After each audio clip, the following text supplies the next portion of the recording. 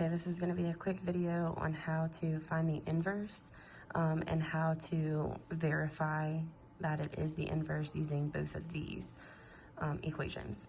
So first thing you need to do, step one, change the f of x to a y.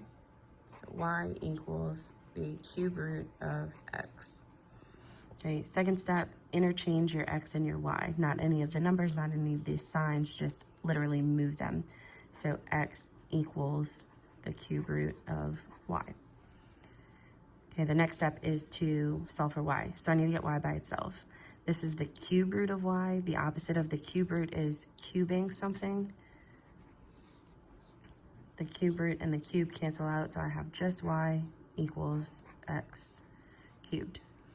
The last step to do is just change this to the inverse of f of x, and then you keep everything else the same. Okay, the only thing you're doing is changing y to this. If you don't do that last step, it's fine. I'm not that worried about it.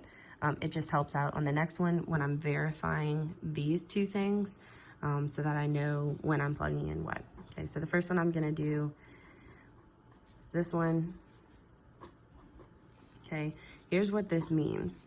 I'm writing my function that's out here, okay? So I'm writing this f of x function, but instead of x, which normally goes in here, I'm writing the inverse function in its place. So instead of the cube root of x, okay, in place of x, I have to put this, the inverse function.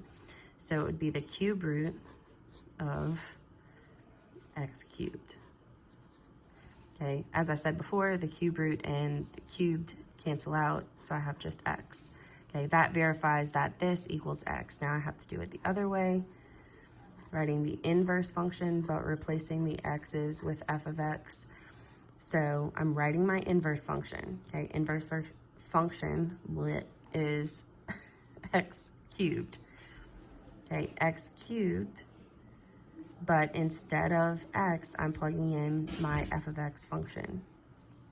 So instead of x cubed, it's this cubed. Okay, the cube root of x cubed, which, as I said before, cube root cubed cancel out, it's x. Okay, if you ever don't get x, you did something wrong.